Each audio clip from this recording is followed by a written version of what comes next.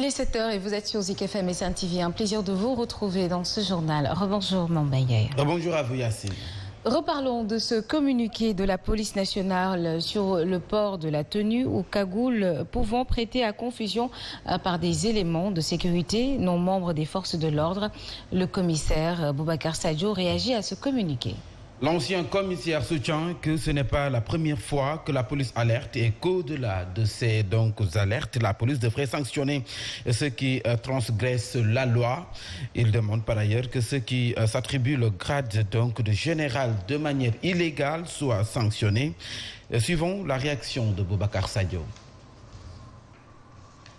Ça fait des années quand même la police, effectivement, quelquefois la gendarmerie et l'armée, effectivement, sortent ce genre de communiqué pour rappeler les uns et les autres à l'ordre. Bon, pour dire qu'effectivement, le port de tenue est réglementé, certaines tenues sont réservées uniquement aux forces de défense et de sécurité. J'espère que cette fois-ci, effectivement, il y aura un suivi et qu'effectivement les choses vont se passer dans les règles de l'art. Il y a des gens qui se donnent des titres, par exemple général, n'est-ce pas?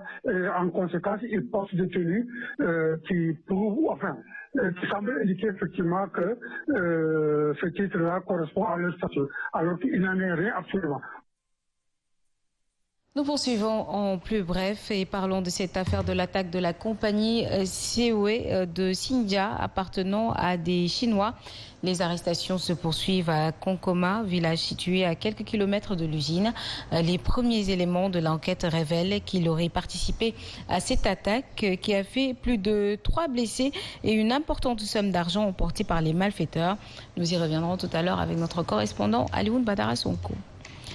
Contre la violence dans l'arène politique, le cadre unitaire de l'islam compte proposer aux acteurs politiques une charte de non-violence. Un outil pour leur rappeler leurs responsabilités dans la préservation de la paix et de la sécurité dans le pays.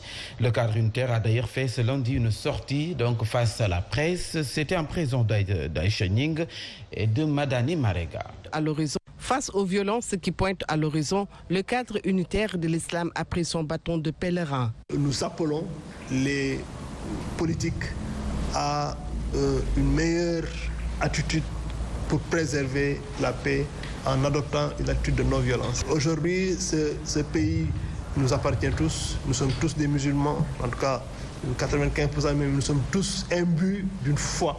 Une charte de non-violence sera adoptée. Les forces vives de la nation sont interpellées. Nous appelons l'ensemble des acteurs politiques à travers cette charte à adopter une attitude où ce sera des chocs d'idées, des chocs d'arguments, mais aussi appeler l'État à assurer des conditions de respect du jeu démocratique lors de ces prochaines élections. Le cadre unitaire de l'islam compte poursuivre ses actions à travers une démarche proactive dans son rôle de régulateur social.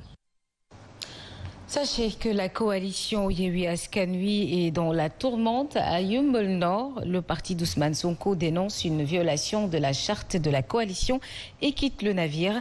Face à la presse, le PASTEF fustige le processus de choix du candidat. Il parle de parachutage du représentant du grand parti. Le PASTEF de Yeumbeul Nord donc a présenté une liste parallèle de l'opposition sous la bannière du mouvement des Patriotes pour le développement endéligué. Nous y reviendrons tout à l'heure avec Alioune Badara Sadia Boujan, qui est le porte-parole. Ce sera tout à l'heure en Wolof.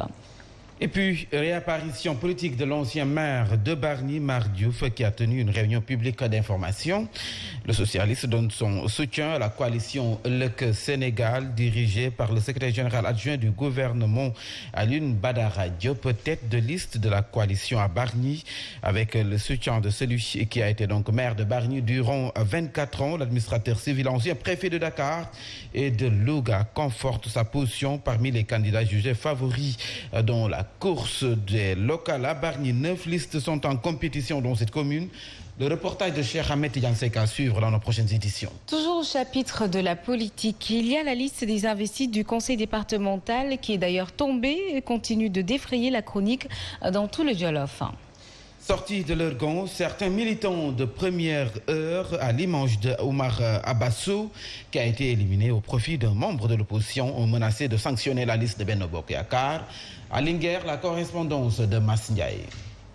La publication de la liste des investis du conseil départemental de Linguère a fait sortir certains militants de leur gond. Omar Abasso, un des militants de première heure de l'APR, a déversé sa bile sur le candidat choisi. À notre très grande surprise aujourd'hui, Mamadou Ka, je vais le citer nommément, quelqu'un de rancunier parce que moi j'étais candidat à la candidature au poste de président du conseil départemental.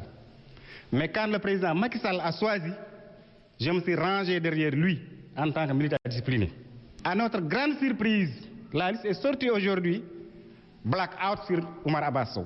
Il se désole du choix porté sur certains membres de l'opposition. Et ce qui est pire encore, il a investi des éléments des partis de l'opposition. À l'Abgar, il a pris deux éléments qui viennent d'un parti d'opposition. Il a juré de combattre cette liste. Il y a des gens qui disaient qu'ils ne vont pas voter pour cette liste. Déjà.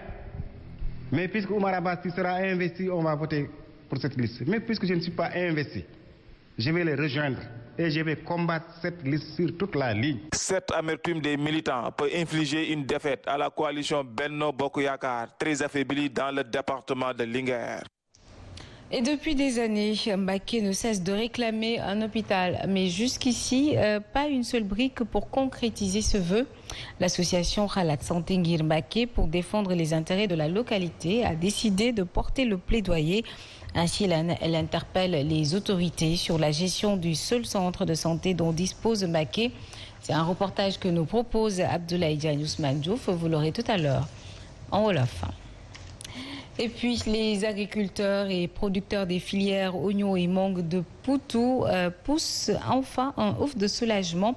En effet, le projet de 4 milliards couvrant 9 régions du Sénégal prend en charge pour 4 ans leurs préoccupations en matière de conservation et de commercialisation. Tout en se félicitant d'une telle assistance du Bakao, ils souhaitent la pérennisation de l'œuvre. Gala Cissé à Louga nous en dit plus. En perspective de redressement de la filière oignon, le Pakao vient en projet à la rescousse des agriculteurs. Alors, la mise en place de cette coopérative est soutenue par le Pakao Sénégal, qui est un programme qui est financé par l'Union européenne dans le cadre du 11e FED et qui a pour objectif principal de renforcer la compétitivité des filières ciblées, en priorité la mangue et l'oignon, et également de les accompagner pour qu'elles puissent être mieux connectées au marché, d'abord au marché national, mais ensuite au marché régional et également au marché international. Durant l'Assemblée générale tenue à Poutou, les acteurs du secteur ont magnifié l'accompagnement tout en regrettant les projets tombés dans l'eau. Beaucoup d'ONG sont passés, mais n'ont pu nous accompagner face aux manquements dans nos activités. Cette tendance doit être inversée. Nous pourrons ainsi, avec cet accompagnement, conserver longtemps et écouler à temps opportun en palliant au crissement des produits agricoles.